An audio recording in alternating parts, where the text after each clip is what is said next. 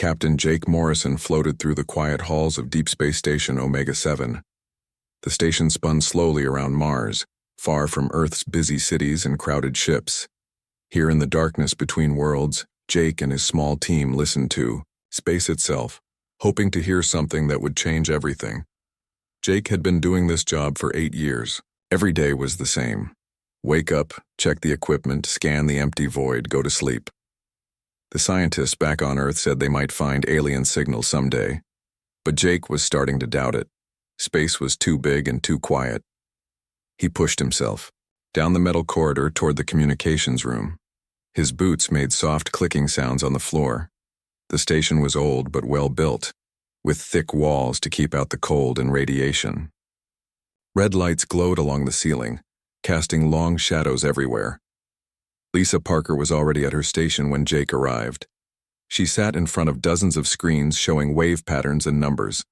Her fingers moved quickly over the controls, adjusting frequencies and checking for any unusual signals. Lisa was young but very good at her job. She could spot patterns in the cosmic noise that others missed. "Anything interesting today?" Jake asked, settling into his chair beside her.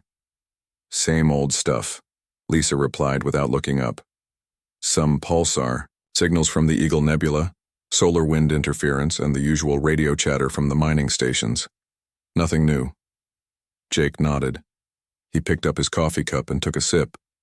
The coffee was bitter and cold, but it helped him stay awake during the long shifts. Outside the small window, Mars hung like a red ball against the black sky. Sometimes Jake wondered what his old friends back on Earth were doing. They probably had normal jobs, normal lives, normal problems. But someone had to watch the sky. Dr. Aaron Blake walked into the room carrying a stack of papers. Aaron was the station's language expert. If they ever found alien signals, he would be the one to figure out what they meant. He was older than Jake and Lisa, with gray hair and tired eyes. Aaron had spent his whole life studying how different creatures might talk to each other. "Morning, Jake." "Lisa." Aaron sat down at his desk and started reading his papers. "Any cosmic conversations today?" "You know how it is," Jake said. "The universe is being very quiet." The three of them worked in comfortable silence. This was their routine. Lisa watched the signals. Aaron studied his language patterns, and Jake made sure everything ran smoothly. Outside, space stretched on forever, cold and empty and silent. Then something changed. Lisa straightened up in her chair. Her eyes focused on one of her screens. "Wait," she said quietly. "Wait. What is it?" Jake pushed his chair closer to look at her screen. "This signal." Lisa's voice was excited but careful. "It's not natural. Look at this pattern." Jake stared at the screen. To him, it looked like all the other wave patterns they saw every day. But Lisa was pointing at something specific. "I don't see it." "Here." Lisa used her finger to trace along the peaks and valleys on the screen.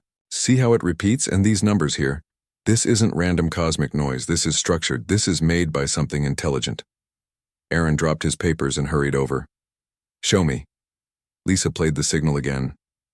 Strange sounds filled the room, like music but not quite music, like voices but not human voices. The sounds had rhythm and pattern. They rose and fell in ways that seemed purposeful. "My God," Aaron whispered. "This is it. This is actually it." Jake felt his heart beating faster. "Are you sure?" "Look at these mathematical relationships," Aaron said, pointing at Lisa's screen. "Prime numbers, geometric sequences. No natural process creates patterns like this. Someone is trying to communicate." Lisa worked quickly, adjusting her equipment to get a clearer signal. "It's coming from outside our solar system, way outside. The signal is weak, like it traveled a very long distance. Can you clean it up? Make it clearer?" Jake asked. "I'm trying." Lisa's fingers flew over her controls. Slowly, the strange sounds became sharper, more detailed, and more desperate. Aaron grabbed a notepad and started writing down the patterns. He heard, "This is incredible. It's not just random signals, it's language, real alien language." What are they saying? Jake asked. I don't know yet. Give me time. Aaron was writing frantically, trying to capture every sound and rhythm. But Jake, the tone of this signal, the way it repeats and gets stronger, this sounds like... Like what? Like a distress call. The three humans stared at each other. For decades, Earth had been listening to space, hoping to find proof that other intelligent life existed. Scientists had imagined first contact in many ways. Maybe aliens would send mathematical equations or star maps. Maybe they would share knowledge about science or philosophy. Nobody had imagined that the first alien message would be a cry for help. Lisa continued working on the signal. The sounds became clearer and more urgent. Even without understanding the language, they could hear the desperation in it. Someone, somewhere in the vast darkness, was in terrible trouble. How long has this been broadcasting? Jake asked. Lisa checked her equipment. Based on the signal strength and the distance, I think this started transmitting about 6 months ago. But it just reached us now. 6 months, Aaron repeated quietly. Whatever happened to them, it's been going on for 6 months.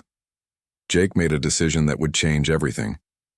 Lisa, record everything, every single bit of data. Aaron, work on translating as much as you can. I'm calling Earth Command.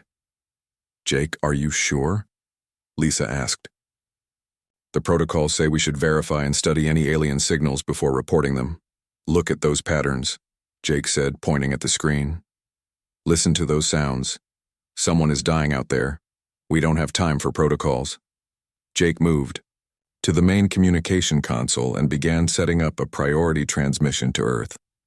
His hands shook slightly as he worked. In a few minutes, he would send a message that would tell humanity they were no longer alone in the universe. But the first alien contact would not be a friendly greeting. It would be the last, desperate scream of a dying civilization. As Jake prepared his report, the alien signal continued playing in the background. The sounds seemed to get more urgent, more pleading. Somewhere in the darkness between the stars, someone was calling for help. And for the first time in human history, someone was finally listening. Admiral Helen Cross stood in the Situation Room deep beneath Earth Command headquarters in Geneva. The walls were lined with screens showing star maps, fleet positions, and communication channels from across human space. She had been in charge of Earth's military forces for 12 years, but nothing had prepared her for this moment. The alien transmission played for the 5th time. The strange sounds filled the room, rising and falling in patterns that spoke of fear and desperation. Around the long table, the most important people in human government listened in stunned silence. President Carl Hughes sat at the head of the table. His face was pale and serious.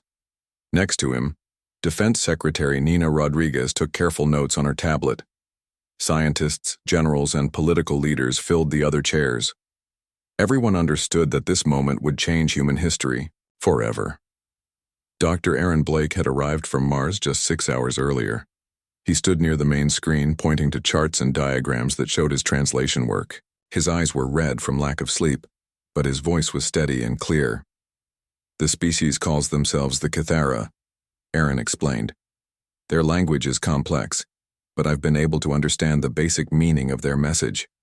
They are traders and artists. Peaceful people who travel between stars to share knowledge and culture. And someone is attacking them? President Hughes asked. Not just attacking, destroying them completely. Aaron changed the display to show more translation data.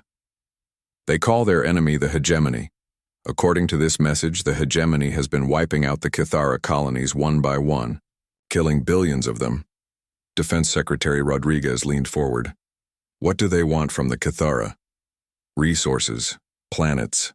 The Cathara mention mining operations and slave labor, but it seems like the hegemony kills most of the population after they take what they want. Admiral Cross studied the star charts on the wall. How many Cathara are left? Aaron's voice became quieter. Based on this transmission, their homeworld was under attack when they sent this message. They were asking for help from anyone who might be listening. Any other species in the galaxy who might care about innocent people being murdered. The room fell silent. Everyone understood what Aaron was saying. The Cathara had sent their message into space hoping that someone somewhere would hear their cry for help. That someone was humanity. General Patricia Lopez, the head of Earth's ground forces, spoke up. Do we know anything about this hegemony? Their military strength? Their technology? Some information came through in the later parts of the transmission, Aaron replied. The Cathara described them as having many ships but old technology. They seem to rely on overwhelming numbers rather than advanced weapons. The Cathara never fought back because they're a peaceful culture. They don't have armies or weapons of war. President Hughes stood up and walked to the window. Outside, the lights of Geneva sparkled in the evening darkness.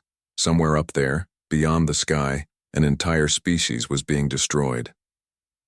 How long ago did this transmission start? Based on the distance and signal strength, the attack on the Cathara homeworld began about 7 months ago, Aaron answered. 7 months. The president turned back to face the room. They could all be dead by now. Maybe, Aaron said. But the signal is still broadcasting. That suggests that someone is still alive to maintain it. Admiral Cross pulled up tactical displays on her screens. If we decided to respond, how long would it take to reach their system? With our fastest ships, about 3 weeks, General Lopez replied. But that's for a small scouting force. A larger fleet would take longer to organize and deploy. Defense Secretary Rodriguez looked up from her notes. Are we seriously considering military action? We don't even know if these aliens still exist. We could be rushing into a trap. A trap? Admiral Cross raised an eyebrow. Nina, you heard that transmission. Those aren't the sounds of deception, that's pure terror and desperation. President Hughes returned to his seat. Let's think about this carefully. If we respond to this signal, we're announcing our existence to the galaxy. We're telling everyone out there that humanity exists and that we have interstellar travel capability. And that we have weapons, General Lopez added. If this hegemony is as dangerous as the Cathara claim, they'll eventually find Earth. Better to face them on our terms than wait for them to come to us. The president looked around the table. Helen, what's your military assessment? Admiral Cross stood up. Sir, based on the information we have, the hegemony relies on quantity over quality. They attack peaceful species who don't fight back. They've probably never faced organized military resistance. Our ships are newer, our weapons are more advanced, and our personnel are trained for combat. But we don't know their exact numbers or positions, Defense Secretary Rodriguez pointed out. That's what reconnaissance is for, General Lopez said. Send a small, fast ship to gather intelligence, then we can make an informed decision about larger action. Dr. Blake cleared his throat. There's something else you should consider. Since we received this transmission, I've been monitoring other frequencies. There are more signals coming from different parts of the galaxy. Weaker signals, but they follow similar patterns. More distress calls? President Hughes asked. I think so. The Cathara aren't the only species being attacked. The hegemony appears to be conducting a large-scale campaign against multiple civilizations. The weight of this news settled over the room. This wasn't just about saving one alien species. There was an empire out there that specialized in destroying peaceful civilizations, an empire that would eventually discover Earth. Admiral Cross walked to the tactical display. Mr. President, I recommend immediate mobilization of Task Force Alpha. 12 ships, including our newest cruisers and destroyers. We can be ready to depart in 48 hours. That's a significant military commitment, Defense Secretary Rodriguez warned. If this goes wrong, we could be starting an interstellar, or we could be preventing one, General Lopez countered. If the hegemony continues expanding, they'll reach human space eventually. Better to stop them now, while they're busy with other targets. President Hughes was quiet for a long moment. He looked at the screens showing the alien transmission, data, then at the faces of his advisors. Finally, he spoke. Aaron, how confident are you in your translation? Are we certain that the Cathara are innocent victims? As certain as I can be without meeting them in person, Aaron replied. Their cultural references, their language patterns, their emotional expressions, All indicate a peaceful, artistic society. Nothing suggests aggression or deception.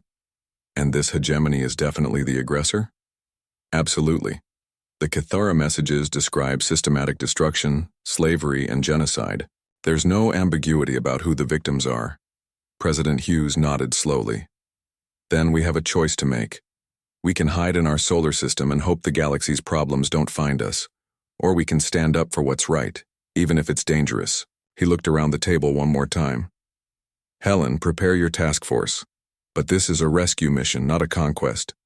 We're going to save whoever we can and send a message to this hegemony that their reign of terror has met its match. Admiral. Cross saluted. Yes, sir. Should we alert the other human colonies? Not yet. Let's see what we're dealing with first. But start quietly moving ships and supplies. If this escalates, we'll need everything we have. As the meeting broke up, Admiral Cross remained behind to study the tactical displays. In 72 hours, humanity would make its first contact with alien life. But it wouldn't be a peaceful meeting of minds. It would be humans arriving with guns blazing to save strangers from a nightmare.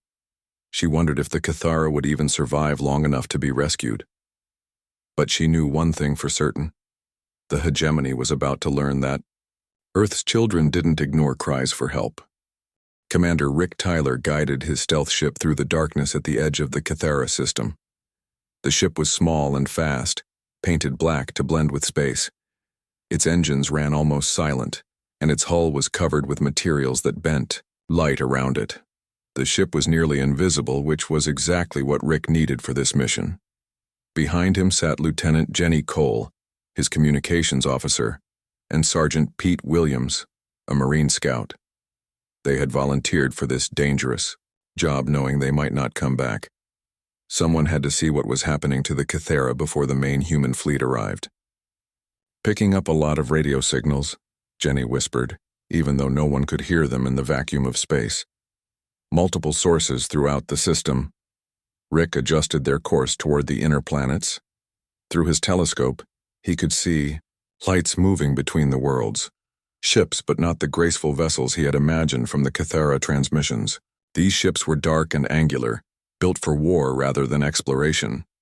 Those aren't Cathara ships, Pete observed, looking through his own scope. No, Rick agreed. Those belong to the hegemony. They moved closer, careful to stay hidden behind asteroids and debris. What they found made Rick's stomach turn. The beautiful blue world that had been the Cathara home was scarred with massive mining operations. Great wounds had been carved into the surface, and the oceans were turning brown with pollution. My God, Jenny breathed. What have they done? Rick activated the ship's recording equipment. Every image, every radio signal, every piece of data would be sent back to Earth. The human fleet needed to know what they were facing. On the planet's surface, they could see structures that looked like prison camps, thousands of small buildings surrounded by walls and guard towers. Even from space, they could tell that the camps were crowded with people. Cathara people, forced to work in their own world's destruction. Those are slave camps, Pete said grimly. The hegemony didn't just kill the Cathara, they're working the survivors to death. Rick moved their ship to get a better view of the hegemony fleet. He counted over 200 ships of various sizes. Most were old but well maintained. They had simple weapons and thick armor. These weren't advanced warships, but there were a lot of them. They're using quantity instead of quality, Rick noted. Probably works fine against species that don't fight back. Jenny intercepted some of the hegemony communications. The alien voices sounded harsh and commanding. Even without understanding their language, it was clear they were giving orders about mining quotas and prisoner management. I'm getting some ship movement, Pete warned. Patrol vessels heading our way. Rick carefully moved their ship deeper, into the asteroid field. The hegemony patrols passed nearby, but their sensors couldn't detect the hidden human vessel. Rick held his breath until the alien ships moved away. They spent 6 hours watching and recording. The picture became clearer, and more horrible with each passing minute. The hegemony had turned the entire Cathara system into a massive slave operation. They were strip mining every planet and moon using the surviving Cathara as free labor. Look at this, Jenny said, pointing to her screen. I'm intercepting transmissions from other star systems. The hegemony has similar operations running in at least 12 different locations. 12 systems? Pete shook his head. How many species have they destroyed?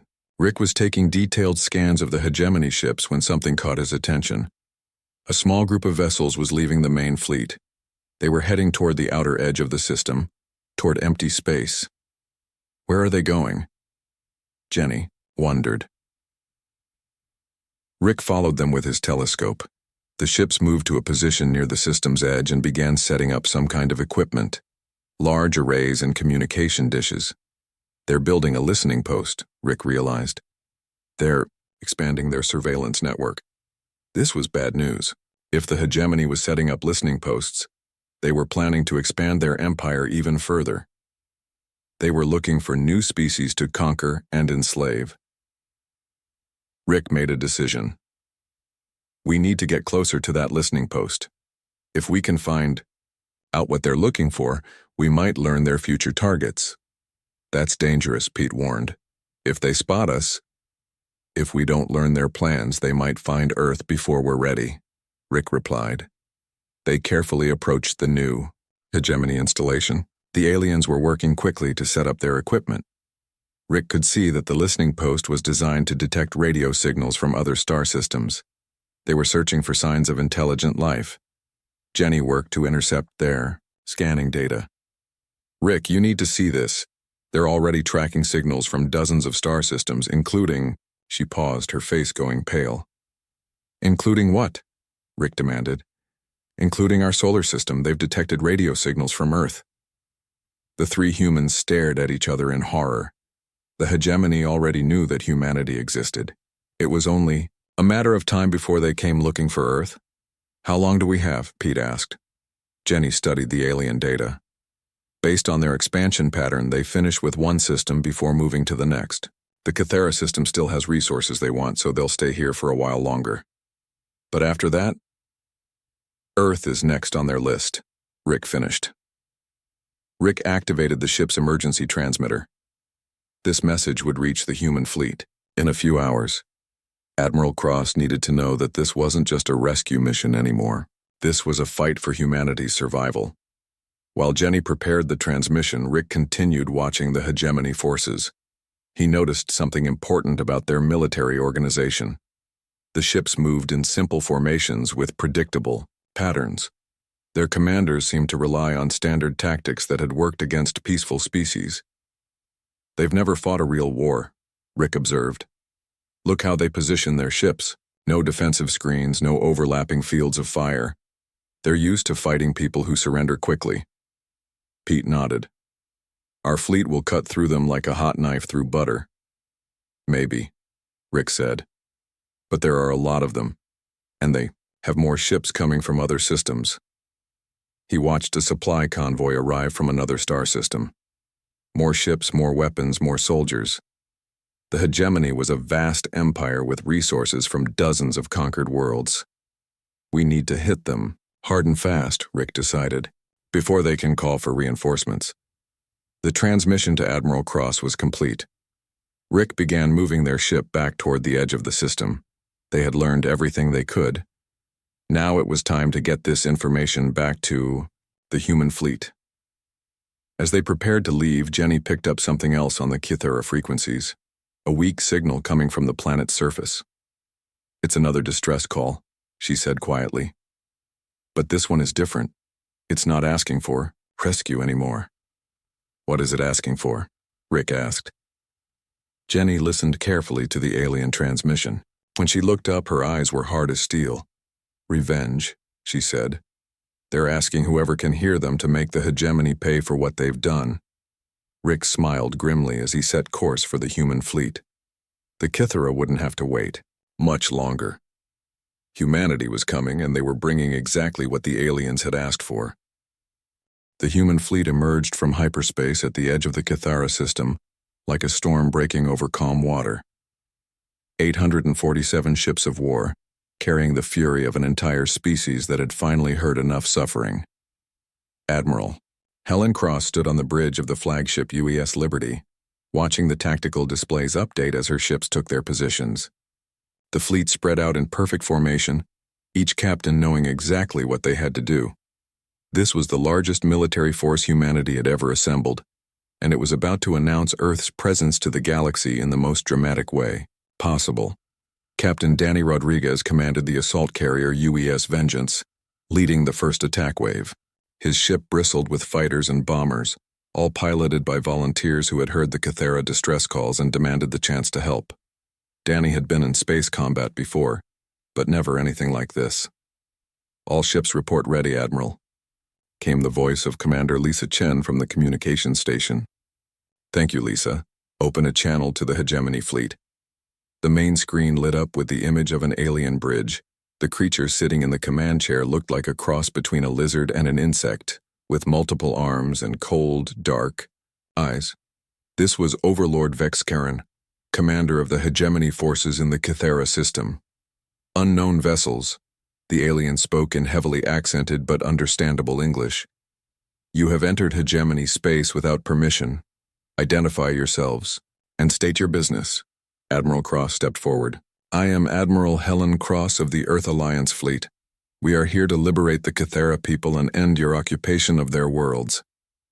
Vexcaran's mandibles clicked in what might have been laughter. "Earth? We have no record of your species. You are clearly primitives, who have stumbled into forces beyond your understanding. Withdraw now, and we will allow you to return to whatever backward world spawned you. The only ones withdrawing today will be your forces," Admiral Cross replied, coldly. "You have 1 hour to release all Kithra prisoners and evacuate this system. After that, we will remove you by force." The alien commander's eyes narrowed.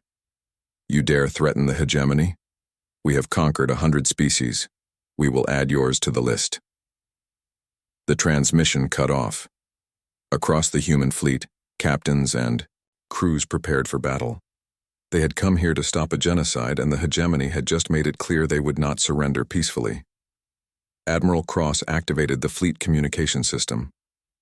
"All ships, this is Admiral Cross. Today we fight not just for the Cathera, but for every innocent species that has suffered under Hegemony rule. Today we show the galaxy that evil has limits, and we are those limits. All ships, engage." The space. Battle began with a fury that shocked both sides. The Hegemony had expected another easy victory against primitives who would run at the first show of force. Instead, they faced coordinated human tactics that cut through their formations like a blade. Captain Rodriguez launched his fighters first. The small, fast ships swarmed around the larger Hegemony vessels, striking at weak points with precision weapons. The alien ships tried to respond, but their gunners couldn't track targets that moved with such purpose and skill.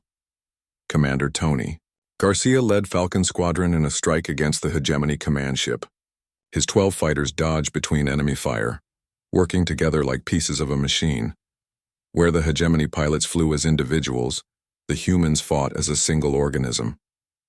"Target their engine section," Tony ordered. 3 ship formations, overlapping attack runs. The human fighters struck the command ship from 3 directions at once. Explosions bloomed along its hull as the alien vessel's shields failed under the concentrated assault. The massive ship began to list, its engines flickering and dying. Meanwhile, the main fleet engaged the Hegemony battle line. The alien ships were larger and more heavily armored, but they fought with tactics that hadn't changed in centuries. They formed simple wall formations and traded fire with their enemies, expecting superior numbers to win the day. The humans had different ideas. Admiral Cross had studied the reconnaissance data carefully. She knew the Hegemony commanders thought in straight lines and simple patterns. Her fleet attacked from multiple angles, using speed and coordination to confuse and overwhelm the enemy. The cruiser UES Defiant, commanded by Captain Amy Foster, led a flanking attack that caught an entire Hegemony squadron by surprise. The alien ships tried to turn to face this new threat, but they moved too slowly. Human missiles and energy beams tore through their ranks before they could respond. On the planet's surface, the liberation had begun. Lieutenant Colonel Susan Hayes led the 1st Marine Division in assault shuttles toward the Cathera prison camps. The Marines had trained for this mission specifically, studying everything they could about Hegemony ground forces. Susan's shuttle touched down near the largest prison camp, and her Marines poured out ready for battle. The hegemony guards were caught completely off guard. They had been expecting to fight unarmed prisoners, not professional soldiers with advanced weapons and training. "Secure the perimeter," Susan ordered. "Third platoon, take the guard towers. First and second platoons breach the main gate." The battle for the prison camp lasted less than 20 minutes. The hegemony guards either surrendered or died, and the gates swung open for the first time in months. Thousands of Kythera prisoners stumbled into the light, many too weak to believe they were really being rescued. The Kythera were not what the humans had expected. They were tall and graceful, with pale blue skin and large, gentle eyes. Their bodies showed the effects of months of hard labor and poor food, but their spirits seemed unbroken. One of the Kythera elders approached Susan. He spoke in his own language first, then switched to broken English. You came," he said, his voice filled with wonder. "We called into the dark and you answered." "We're here now," Susan replied. "You're safe." "Safe," the elder repeated as if the word was foreign to him. "We thought safety was gone forever from the galaxy." In space, the battle was turning decisively in humanity's favor. The hegemony fleet, which had seemed so overwhelming an hour earlier, was now scattered and broken. Ship after ship fell to human weapons, while Overlord Vex Karen watched his empire's forces crumble. "How is this possible?" he demanded of his bridge crew. "They are primitives. Their ships should be inferior to ours." His tactical officer, a younger alien with visible fear in his eyes, replied, "Overlord, their technology is more advanced than ours. But more than that, they fight differently. They coordinate their attacks in ways we have never seen. They fight like they actually care about winning," another bridge officer added quietly. Vex Karen struck the officer who had spoken. "Hegemony forces do not lose to primitives. Call for reinforcements from the nearest systems." "Overlord," the communications officer reported, "our long-range transmitters have been destroyed. We cannot contact other fleets." On the bridge of the UES Liberty, Admiral Cross watched the tactical display with satisfaction. The hegemony fleet was down to less than 50 ships, all of them damaged and trying to retreat. But she wasn't going to let them escape to warn other hegemony forces. "All ships pursue and destroy," she ordered. "Do not let any of them escape." The human fleet gave chase, hunting down the fleeing hegemony ships one by one. This wasn't just about winning a battle anymore. This was about sending a message to every hegemony commander in the galaxy. As the last enemy ship exploded in a ball of fire, Admiral Cross opened a communication channel to all human forces. "All ships, all ground forces, mission accomplished. The Kythera system is liberated." Cheers echoed through every human ship and every marine unit on the planet's surface. They had done something that no species in the galaxy had ever managed before. They had defeated the hegemony in open combat, but Admiral Cross knew this was just the beginning. The hegemony was a vast empire with fleets in dozens of star systems. Today's victory would bring retaliation, and humanity would have to be ready for a much larger war. As rescue ships moved toward the planet to help the freed Kythera, Admiral Cross began planning the next phase of the campaign. The galaxy had heard humanity's voice for the first time today, and that voice had spoken with thunder and lightning. The hegemony's reign of terror was about to meet its match. News of humanity's victory at the Kythera system spread across the galaxy, faster than any ship could travel. Species that had hidden in fear for generations suddenly found hope in the darkness. For the first time in centuries, someone had not just fought the hegemony, but defeated them completely. Admiral Helen Cross stood in the command center of the newly established Liberation Base on the Kythera homeworld. Through the windows, she could see construction crews working to rebuild the cities that the hegemony had destroyed. Kythera families were reuniting with loved ones they thought they would never see again. Dr. Aaron Blake had become the chief translator for the growing alliance of freed species. Each day brought new signals from across the galaxy. Species that had been enslaved for decades were rising up against their hegemony overlords, inspired by humanity's example.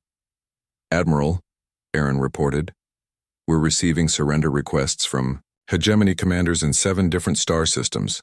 They're asking for terms. No terms, Admiral Cross replied firmly. Complete withdrawal from all occupied worlds and release of all prisoners.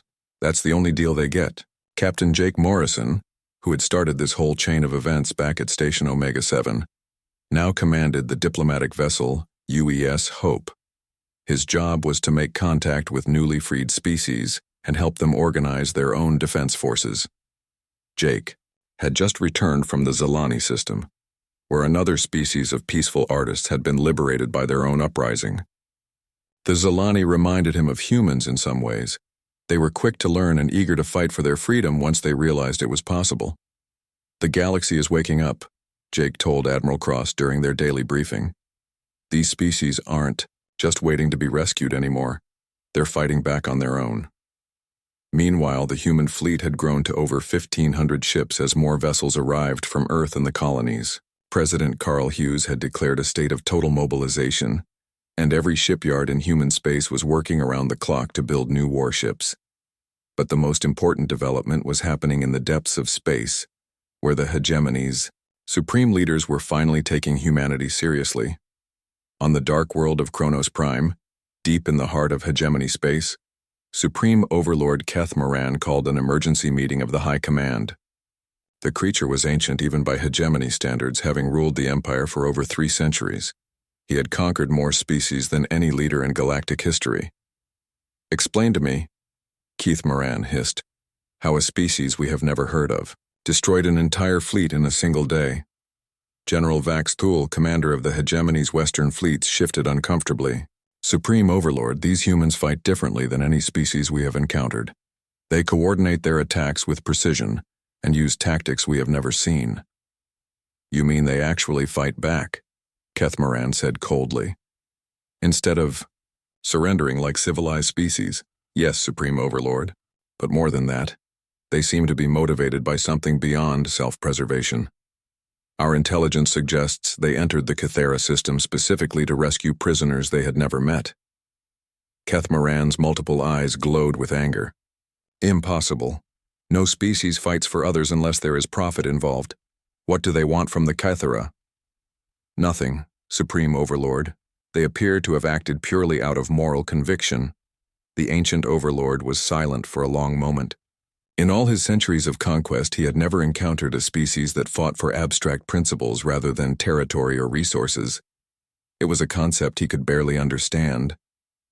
"Moral conviction," he repeated slowly. "How many ships do they have?" "Our latest intelligence estimates over 2,000 vessels, with more being built constantly. And Supreme Overlord, they are not just rescuing species. They are organizing them into military alliances." This was the news that Keth Moran had been dreading. For centuries, the hegemony had relied on the fact that different species never worked together. Each conquest was isolated, with no help coming from other worlds. But if humanity was creating alliances— "How many species have joined this alliance?" he asked. 17 so far, Supreme Overlord, including some we thought were completely destroyed." Keth Moran stood up from his throne. At full height, he was nearly 3 meters tall, a creature of claws and scales and ancient malice. But for the first time in his long life, he felt something that might have been fear. "Mobilize all fleets," he ordered. "Every ship, every soldier, every weapon we possess. We will crush these humans and their alliance before it grows any larger." "Supreme Overlord," General Vax Thule said carefully, "our forces are spread across hundreds of systems. It will take time to gather them all." "Then we will make time," Keth Moran snarled. "And while we gather our strength, send word to all commanders. Any species that aids the humans is to be completely destroyed. No prisoners, no slaves, no survivors. Complete extinction." Back in the liberated territories, Admiral Cross was planning the next phase of the campaign when urgent communications began flooding in from across the galaxy. The hegemony was responding to humanity's successes with unprecedented brutality. "Admiral," Commander Lisa Chen reported from the communication station, "we're receiving distress calls from the Vortani system. The hegemony is conducting orbital bombardment of all inhabited planets." "How many people?" Admiral Cross asked grimly.